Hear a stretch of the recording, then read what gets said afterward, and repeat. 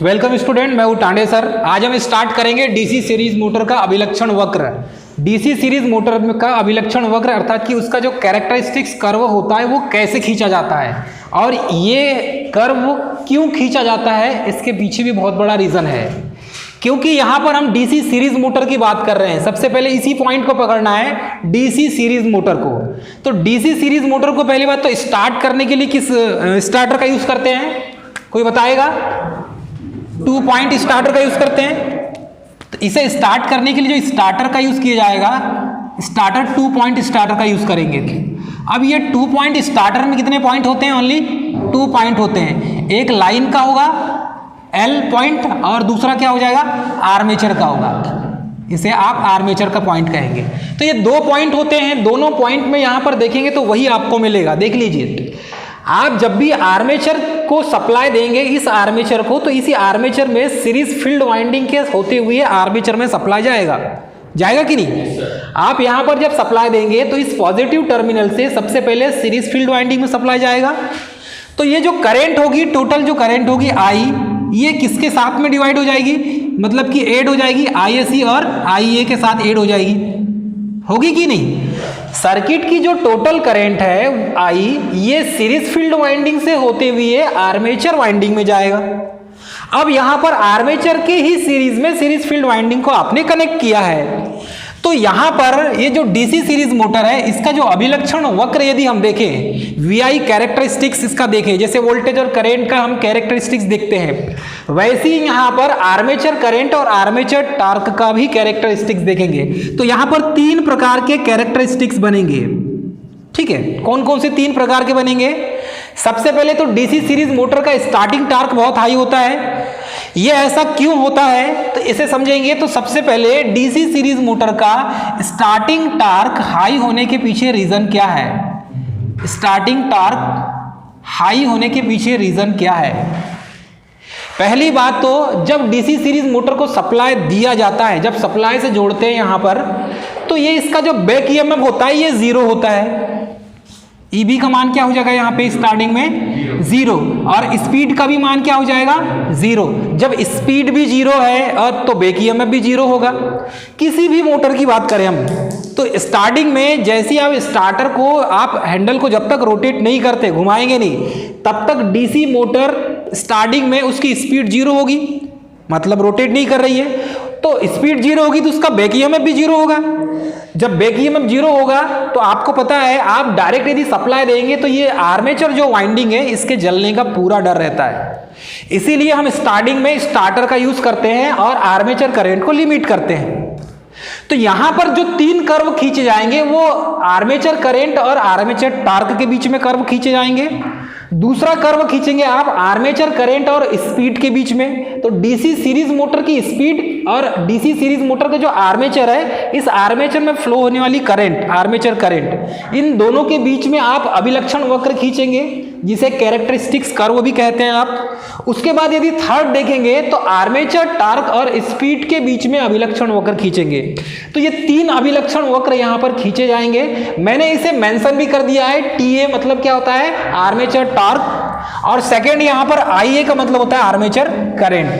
तो सबसे पहले ये देखेंगे कि किसी भी मोटर में, अब यहां पर बात यदि हम करें डीसी सीरीज मोटर की, तो डीसी सीरीज मोटर में देखेंगे आर्मेचर करंट और आर्मेचर टॉर्क के बीच में कौन सा अभिलक्षण वक्र खींचा जाता है और ऐसा क्या होता है जिसकी वजह से इसका कर्व परवलयाकार होता है। तो यहां पर देखेंगे तो सबसे पहले सीरीज फील्ड वाइंडिंग का जो कनेक्शन है ये आर्मेचर के सीरीज में है। पहली बात तो यहां पर जब सीरीज फील्ड वाइंडिंग में सप्लाई देंगे आप, अर्थात यहां पर ऐसा बना दें हम 2 पॉइंट स्टार्टर का, एक हो जाएगा लाइन के लिए प्लस और एक हो जाएगा आर्मेचर के लिए। जब आप आर्मेचर से डायरेक्ट सीरीज फील्ड वाइंडिंग को और आर्मेचर को जब आप कनेक्ट करेंगे यहां पे, तो ये आर्मेचर टर्मिनल में जो डीसी सीरीज फील्ड वाइंडिंग है, सबसे पहले सीरीज फील्ड वाइंडिंग में ही सप्लाई जाएगा और उसके बाद आर्मेचर वाइंडिंग में सप्लाई जाएगा। तो ये सिचुएशन क्या बनती है कि इस टर्मिनल से, इस स्टार्टर से जो करंट फ्लो होगी, ये करंट सबसे सीरीज फील्ड वाइंडिंग में जाएगी। तो यहाँ पर ISC जो करंट है और उसके बाद आर्मेचर जो करंट है, ये दोनों मेन करंट का सम हो जाएगी। होगी कि नहीं? तो जब श्रेणी में है तो इसमें भी कुछ ना कुछ होगा, इसमें भी कुछ ना कुछ होगा, मतलब कि यहां पर आईएससी करंट आधी हो गई और आईए करंट आधी हो गई, इन दोनों का सम मेन करंट हो गया, होगा कि नहीं? तो यहां पर जब करंट जब यहां पर फ्लो होगी तो इस वाइंडिंग में कुछ ना कुछ ड्रॉप हो जाएगा। अब यहां पर फिर आर्मेचर वाइंडिंग है, इसमें बारीक टर्न होते हैं, पतले तार के लगाए जाते हैं कि नहीं? तो यहां पर आर्मेचर करंट फ्लो होगी तो इन दोनों के बीच में टार्क कैसे डेवलप होगा इसे हम देखेंगे। तो टार्क डेवलप होने के पीछे रीजन क्या है? तो डीसी सीरीज मोटर में जब भी आप सप्लाई देते हैं स्टार्टर के थ्रू तो direct supply series field winding में आएगा। तो ये जो सीरीज फील्ड वाइंडिंग यहाँ पर एक आपने देखा होगा इस टाइप से पोल होता है और इसी पोल में फ्लक्स सेटअप होता है। ये सीरीज फील्ड वाइंडिंग में सीरीज फील्ड वाइंडिंग का कनेक्शन हमने कर दिए। यहाँ पर आईएससी करंट फ्लो होने लगी तो ये स्टेटर पार्ट का होता है, ये स्वयं का चुंबकीय क्षेत्र बनाएगा, ऐसा इस टाइप से मैग्नेटिक फील्ड बनाएगा कि नहीं? तो ये जो मैग्नेटिक फील्ड है ये किस पर डिपेंड कर रहा है? यहां पर फ्लो होने वाली करंट पर डिपेंड कर रहा है। जितनी करंट फ्लो होगी तो उतना मैग्नेटिक फील्ड बनेगा कि नहीं? जितनी करंट फ्लो होगी उतना मैग्नेटिक फील्ड बनेगा इसमें। उसके बाद जो करंट बचेगी वो आर्मेचर वाइंडिंग में जाएगी। उसके बाद यहां पर आईएससी करंट के बाद जो करंट बचेगी वो किस में जाएगी? आर्मेचर वाइंडिंग में। और यहां पर आर्मेचर वाइंडिंग में करंट जो फ्लो होगी आर्मेचर करंट फ्लो होगी। तो आर्मेचर करंट जो फ्लो होगी इस आर्मेचर करंट पर डिपेंड करेगा आर्मेचर टार्क, कि आर्मेचर टार्क कितना डेवलप होगा आर्मेचर करंट के कारण। तो इस वाइंडिंग में आर्मेचर में जो आर्मेचर करंट फ्लो होगी उसके कारण जो आर्मेचर टार्क डेवलप होगा इन दोनों के बीच में कर्व बनेगा और इसी कर्व को यहां पर दिखाया गया है। तो स्टार्टिंग में होता यह है कि ये जो मैग्नेटिक फ्लक्स है अर्थात सीरीज फील्ड वाइंडिंग की मैग्नेटिक फ्लक्स जो है ये पहले अनसैचुरेटेड की कंडीशन में होती है। तो अनसैचुरेशन की कंडीशन क्या होती है और सैचुरेशन की कंडीशन क्या होती है? तो यहां पर दो चीज को समझेंगे, एक तो संतृप्त पोल का संतृप्त होना और पोल का असंतृप्त होना। पोल का संतृप्त होना और पोल का असंतृप्त होना। तो पोल संतृप्त कब होगा? जब वो मैक्सिमम फ्लक्स बनाना स्टार्ट कर देगा और उसके बाद मैक्सिमम फ्लक्स जब बनाना स्टार्ट कर दिया तो उसके बाद फ्लक्स आगे नहीं बनाएगा। जैसे कि आप ये मानकर चलिए यहां से यहां तक के बीच का जो कर्व है ये पोल के संतृप्त होने के पहले की स्थिति होती है। ये जो कर्व बन रहा है यहां पर मैं इसे ऐसी डॉट डॉट से शो कर देता हूं, ठीक है? तो यहां से जीरो पोजीशन से ए पोजीशन तक पोल के संतृप्त होने के पहले की स्थिति है। इस सिचुएशन में यहां पर ये होगा कि ये जो सीरीज फील्ड वाइंडिंग है ये फ्लक्स धीरे धीरे धीरे धीरे धीरे धीरे धीरे इंक्रीज करते जाएगा, बढ़ाते जाएगा, फ्लक्स को धीरे धीरे बढ़ाते जाएगा। उसके बाद एक ऐसी स्थिति आएगी, एक ऐसी कंडीशन आएगी कि उसके बाद यह फ्लक्स को ज्यादा नहीं बना पाएगा, मतलब उसकी लिमिट लास्ट लिमिट हो जाएगी। तो यहां से जीरो पोजीशन से ए पोजीशन तक की ये पोल के संतृप्त होने के पहले की स्थिति है। और उस समय यहां पर देखेंगे तो ये जो आर्मेचर टार्क है ये आर्मेचर करंट के स्क्वायर में होता है। क्या हो जाएगा? आर्मेचर टार्क आर्मेचर करंट के स्क्वायर में हो जाएगा। या आप इसे ऐसा भी लिख सकते हैं, इस टाइप से भी लिख सकते हैं, ठीक है? तो आर्मेचर टार्क आर्मेचर करंट के वर्ग के बराबर है कब की स्थिति में? कब की स्थिति में? संतृप्त होने के पहले की स्थिति में। तो संतृप्त कौन हो रहा है? सैचुरेटेड कौन हो रहा है? यहां पर फील्ड पोल हो रहा है। कौन सैचुरेटेड हो रहा है? यहां पे फील्ड पोल सैचुरेटेड हो रहा है, ठीक है?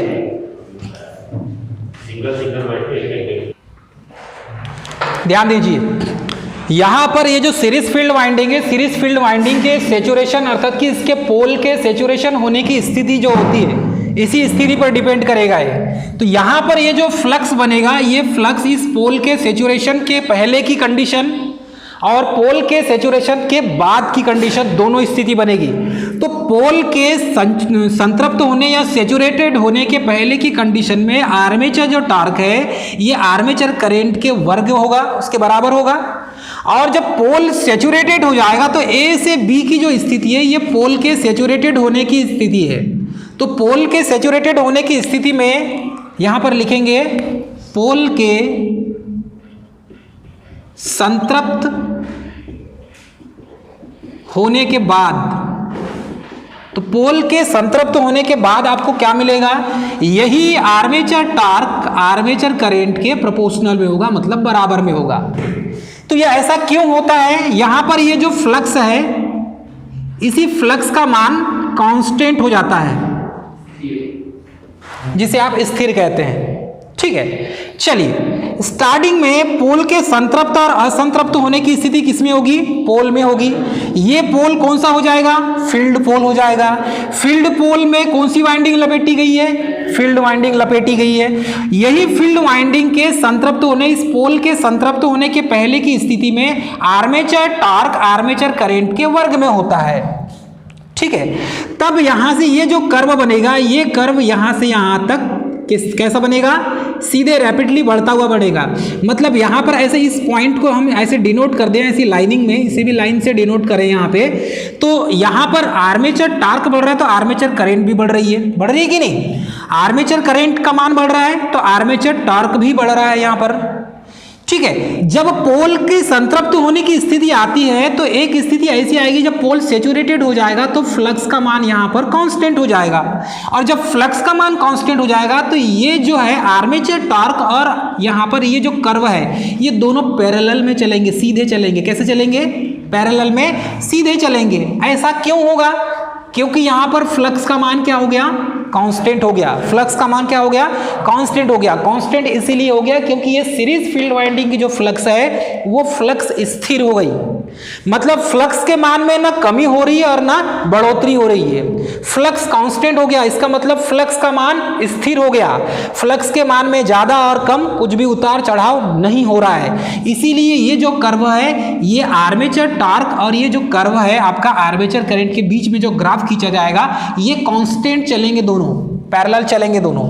ठीक है, तो ये जो सिस्टम होगा यहां पर, ये जो टार्क है is proportional to flux phi into I ये होता है। यहां पर देखेंगे तो ये जो टार्क है इसे आप आर्मेचर टार्क बोलेंगे, क्योंकि टार्क जो प्रोड्यूस हो रहा है वो आर्मेचर में हो रहा है। किस में हो रहा है दोस्तों, आर्मेचर में हो रहा है। जब आर्मेचर में टार्क प्रोड्यूस होगा तो इसे कहेंगे आर्मेचर टार्क, और ये जो आर्मेचर टार्क है is proportional to flux phi into I A होगा। तो यहां पर आर्मेचर करंट और ये फ्लक्स जो है ये इनटू में है कि नहीं। तो इसे यदि आर्मेचर टार्क को हम अलग करते हैं तो ये जो फ्लक्स फाई का मान है ये इसके प्रोपोर्शनल में हो जाएगा। तो प्रोपोर्शनल में हो जाएगा तो फ्लक्स का मान कब बढ़ेगा, आर्मेचर करंट बढ़ेगा। तो सैचुरेटेड होने के पहले की स्थिति है ये। यहां पर ये जो आर्मेचर टार्क है और आर्मेचर करंट का जो वर्ग है ये पोल के सैचुरेटेड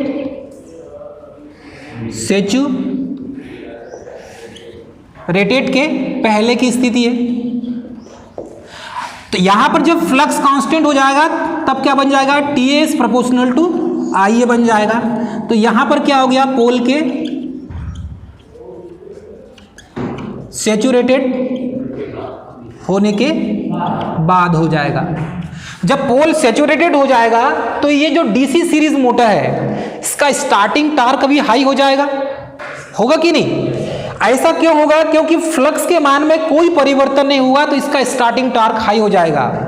फ्लक्स के मान में कोई परिवर्तन नहीं होने के कारण तो स्टार्टिंग में फ्लक्स, यहां पर क्या होता है डीसी सीरीज मोटर में स्पीड का मान 0 होता है और ईबी का मान भी उसके कारण 0 होता है। जब बैक ईएमएफ 0 हो जाएगा यहां पर, तो यहां पर इसका जो स्टार्टिंग टार्क है वो हाई हो जाएगा। तो हम क्या करते हैं, 2 पॉइंट स्टार्टर का यूज करते हैं और 2 पॉइंट स्टार्टर का यूज करके हम इसकी आर्मेचर करंट को लिमिट करते हैं, इसकी आर्मेचर करंट को लिमिट करते हैं। तो आर्मेचर करंट को कम करने के पीछे रीजन यही है और जब आप इसे सर्किट में जब आप इसको कनेक्ट करते हैं तो यहां पर आप लोड लगाते हैं। डीसी सीरीज मोटर में लोड इसलिए लगाया जाता है क्योंकि यहां पर स्टार्टिंग में ये जो फ्लक्स है सैचुरेटेड होने के बाद कांस्टेंट हो जाती है, और जब फ्लक्स सैचुरेटेड होने के बाद कांस्टेंट हो जाएगी ये इतनी रैपिडली होता है कि हमें पता नहीं चलता। हम जैसे ही हैंडल को घुमाते हैं 2 पॉइंट स्टार्टर के हैंडल को, और 2 पॉइंट जो है स्टार्टर के हैंडल को जैसे ही घुमाएंगे डीसी सीरीज मोटर स्टार्ट हो जाती है।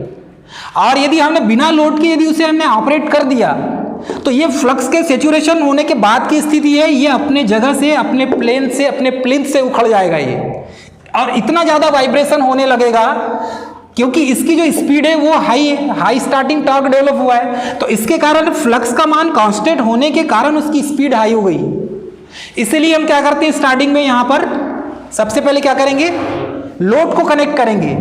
लोड को कनेक्ट करेंगे तो ऑटोमेटिकली जब लोड को कनेक्ट किया जाएगा तो इसकी स्पीड को हम यहां पर कंट्रोल कर सकते हैं। ठीक है, तो ये अपने बेस से उखड़ेगा नहीं, जिस बेस के ऊपर रखा हुआ है वहां से उखड़ेगा नहीं, और ये जो है यही कर्व यहां पर बनता है। तो इसी कर्व के बनने के कारण फ्लक्स के कांस्टेंट होने के कारण ही यह डीसी सीरीज मोटर का जो आर्मेचर करंट और आर्मेचर टार्क का कर्व है ये पैराबोला कर्व बनता है, परवलयाकार बनता है। इसके पीछे रीजन यही है, फ्लक्स का स्थिर होना। इसके पीछे रीजन क्या है, फ्लक्स का स्थिर होना। तो फ्लक्स के स्थिर होने के कारण यहां पर आर्मेचर करंट और आर्मेचर टार्क के बीच में परवलयाकार वक्र बनेगा, जिसे पैराबोला कर्व आप कहेंगे।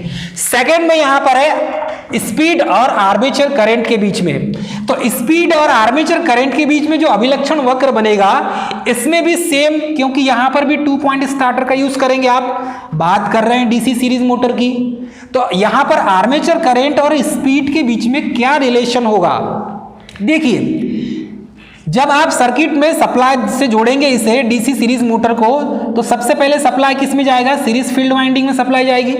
उसके बाद वही जो सप्लाई है वो आर्मेचर करंट में, मतलब कि आर्मेचर वाइंडिंग में जाएगी आर्मेचर करंट के रूप में, और इसमें भी टॉर्क डेवलप होगा कि नहीं। लेकिन हम रिलेशन देख रहे हैं स्पीड और आर्मेचर करंट के बीच में क्या बनेगा। तो यहां पर होता क्या है, सबसे पहले तो एक तो नो लोड की कंडीशन होगी और दूसरी फुल लोड की कंडीशन में। तो आपको पता है जब लोड यदि ज्यादा बढ़ जाए तो करंट कैरी ज्यादा करने लगती है, मोटर करने लगती है कि नहीं। तो यहां पर नो लोड की स्थिति में यहां पर, और फुल लोड की स्थिति में, नो लोड की स्थिति में क्या हो जाएगा कि ये जो करंट है आर्मेचर करंट ये कम कैरी करने लगेगा ये, और जैसे ही आपने लोड को बढ़ाया तो ये लार्ज करंट कैरी करने लगेगा। मतलब कि कैरी करना मतलब कि लेना।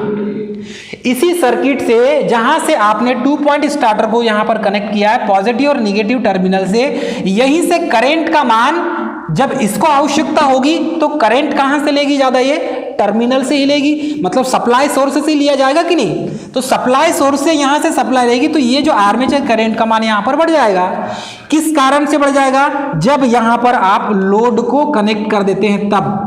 तो आपने क्या किया, यहां पर ऐसा लोड को कनेक्ट कर दिया, ये क्या हो जाएगा आपका लोड। आपने लोड को कनेक्ट कर दिया तो करंट ज्यादा कैरी करने लगेगी यहां पे, और जब करंट ज्यादा कैरी करने लगेगी तो यहां पर कर्व अति परवलयाकार बनेगा, जिसे कहेंगे रेक्टेंगुलर हाइपरबोला कर्व।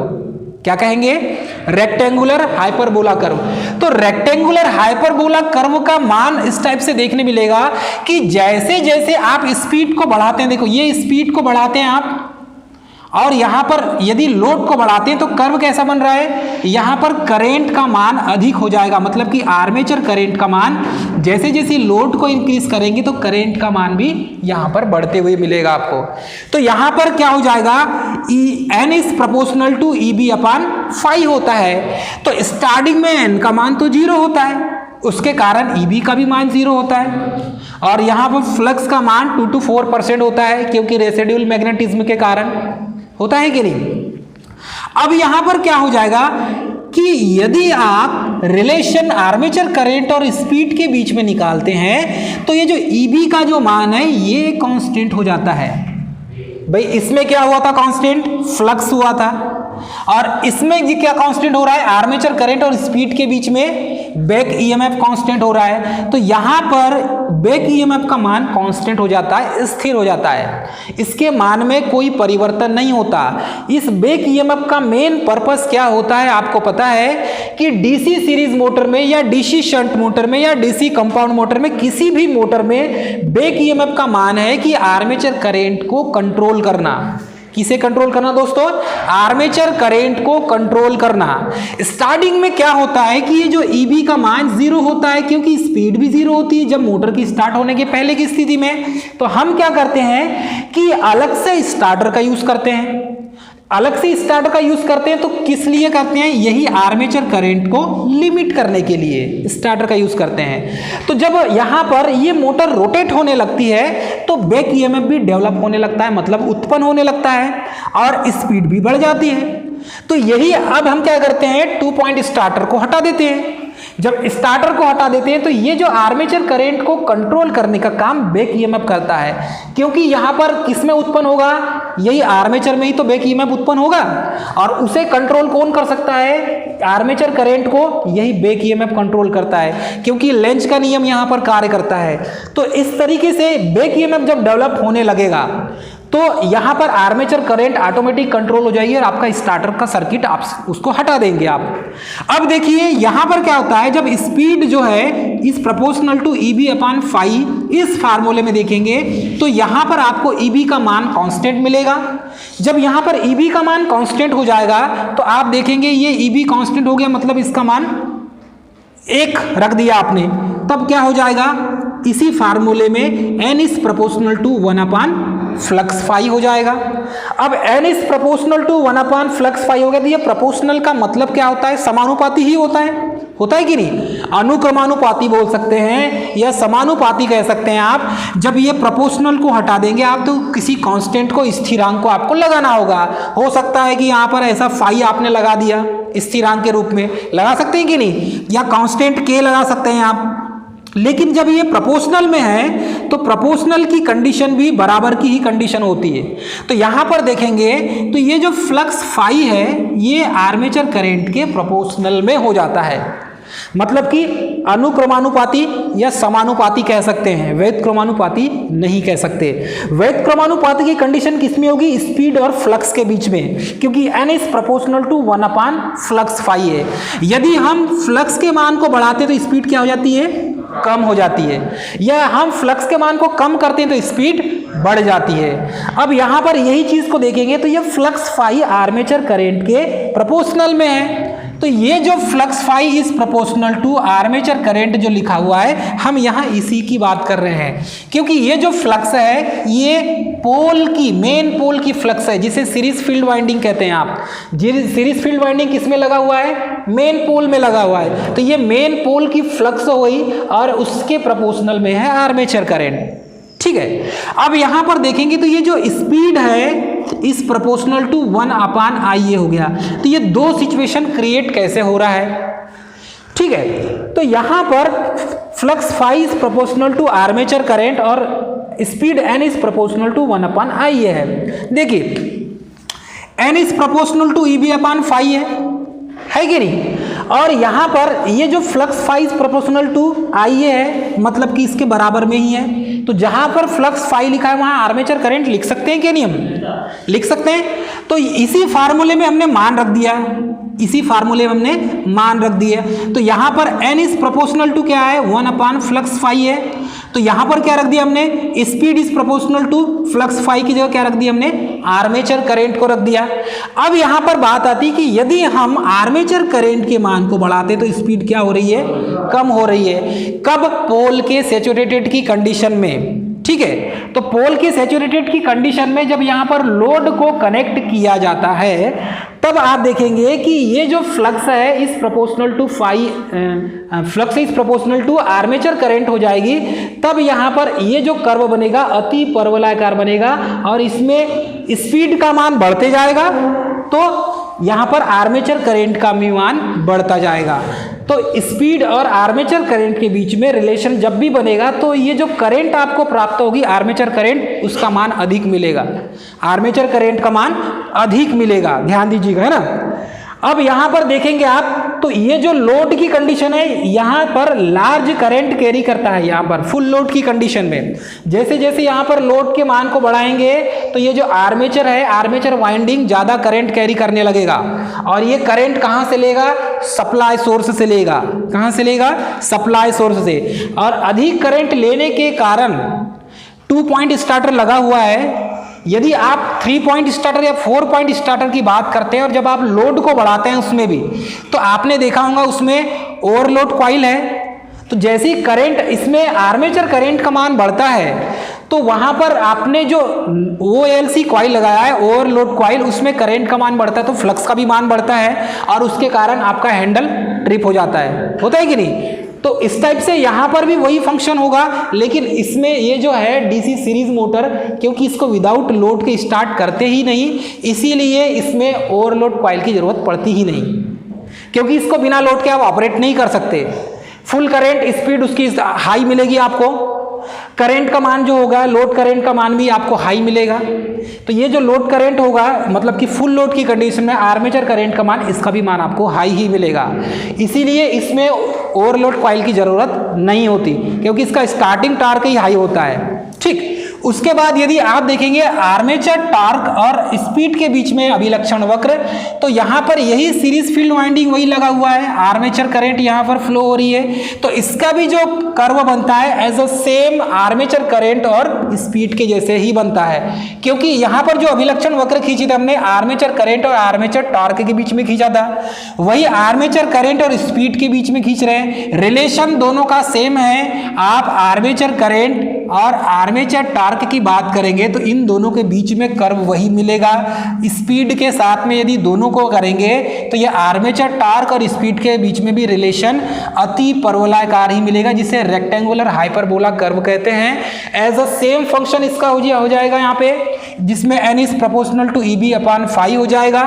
ठीक है, यदि इसकी स्पीड को आप कंट्रोल करना है, डीसी सीरीज मोटर की स्पीड को कंट्रोल करना है, तो आपको क्या करना पड़ेगा डीसी सीरीज मोटर की स्पीड को कंट्रोल करने के लिए? कोई बताएगा?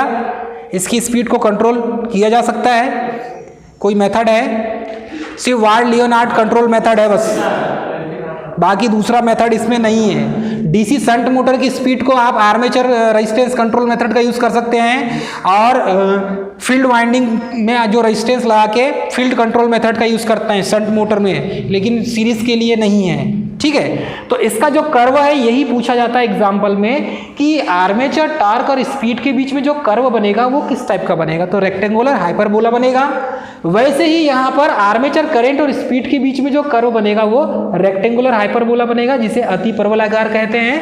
और यहाँ पर भी आपको आर्मेचर करंट और आर्मेचर टॉर्क के बीच में जो रिलेशन बनेगा, ये रिलेशन किस टाइप से बनेगा और इसका कर्व कैसा बन रहा है, पैराबोला कर्व, जिसे परवलयाकार कहा जाता है। ये 3 क्वेश्चन यहाँ के मोस्ट इंपॉर्टेंट है, इसे देख लीजिएगा। आर्मेचर टार्क और स्पीड, आर्मेचर करंट और स्पीड, आर्मेचर करंट और आर्मेचर टार्क, इन तीनों के बीच का रिलेशन है। दोस्तों आपको समझ में आया? Thank you.